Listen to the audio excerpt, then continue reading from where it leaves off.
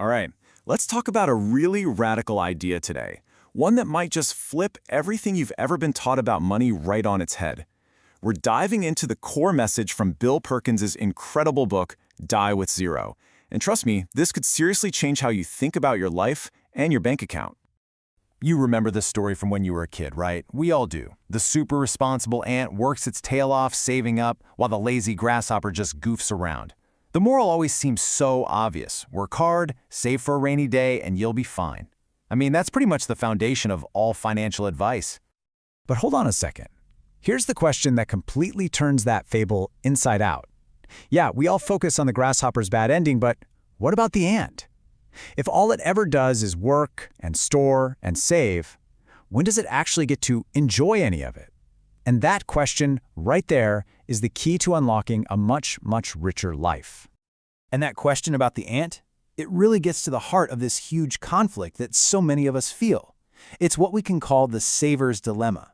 We're constantly stuck in this tug of war between saving for the future and actually, living in the present. So Perkins has this brilliant way of reframing it. He calls it life energy.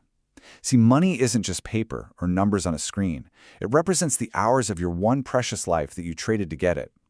So next time you look at a price tag, don't just see the dollars. See the hours of your life it's going to cost you. And this right here is the absolute core of the whole thing.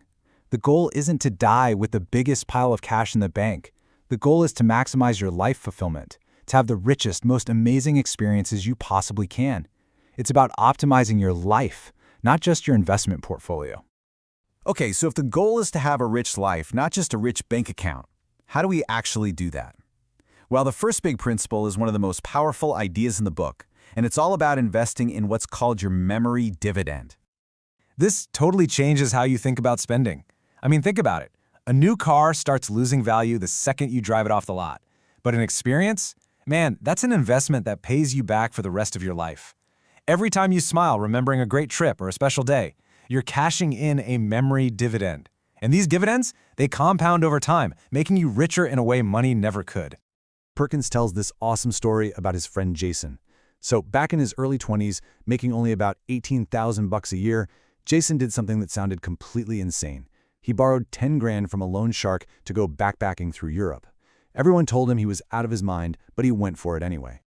He came back with stories that literally changed his life. And now, years later, Jason says that trip was an absolute bargain. Those memories were a priceless investment that has paid him dividends his entire life. So the lesson here is pretty simple, actually. Your life is just the sum of your experiences. And the sooner you start investing in them, the longer you have to collect those amazing memory dividends. I mean, let's be real. Jason couldn't have that same kind of backpacking trip at age 50, which makes getting the timing right absolutely critical. And that idea of timing leads us to what might be the most radical and maybe the most practical idea in the entire book, this concept of knowing your financial peak. So traditional finance tells us to just accumulate for our entire working lives, right? The goal is to build this massive nest egg for retirement at 65. The Die with Zero philosophy is the total opposite. It says you should be maximizing your life fulfillment, which means you have to stop accumulating and actually start decumulating or spending down your savings at a very specific point in your life. But do people actually do this? Not even close. I mean, look at this data from the Federal Reserve. It shows the complete opposite. A person's net worth keeps climbing well past retirement. Look at that. The median net worth for people 75 and older is the highest of any group. They are still saving when they have the least amount of time and health left to enjoy it. That's just a tragic waste of life energy. So the solution is to identify your peak. And here's the key thing. This is not a number you're aiming for, like $1 million. It's an age. It is the exact moment you flip the switch from saving mode to strategic spending mode, making sure you use your money for experiences while you still have the health and energy to really enjoy them. So when is this peak? Well, for most people, it's somewhere between the ages of 45 and 60. Yes, you heard that right. 45 to 60, that's considered the sweet spot where your health, your money, and your time are all perfectly aligned.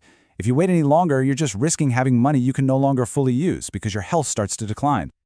Now, I know what you're probably thinking. The number one objection, the biggest pushback people have to this whole idea is always the same.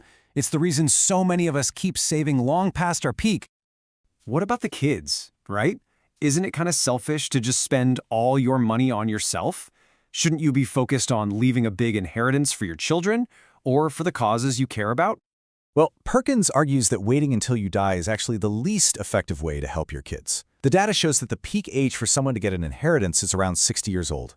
The money you worked so hard to save finally arrives when your kids are already near retirement themselves. It becomes a nice little bonus, but not the life-changing support it could have been decades earlier. And what do people actually want? This poll is so revealing. Over half the people say the ideal time for a financial windfall is between 26 and 35. That's when it can help with a down payment on a house, or starting a business, or raising a young family. We're talking about a massive 30-year gap between when money is most useful and when it actually shows up. So the solution is pretty straightforward. Be intentional about it. Don't leave your legacy up to chance. Give to your kids and the causes you care about when it can have the most impact. And, importantly, while you're still alive to see the good it does. It's a much more thoughtful and powerful approach than just leaving behind whatever's left over. Okay, so let's do a quick recap of these new rules for a richer life. First, your money is your life energy, so spend it wisely. Second, invest in experiences, because they pay you back with a memory dividend. Third, figure out your peak, somewhere between 45 and 60, and start spending down. And finally, give while you're living, when it really truly matters the most. And that brings us to our final question. And this one is for you. This isn't just some interesting theory, it's a call to action. So I want you to think about it. What is one experience you've been putting off for someday? And how are you going to start spending your life energy, your time and your money more meaningfully, starting right now? Let us know your thoughts.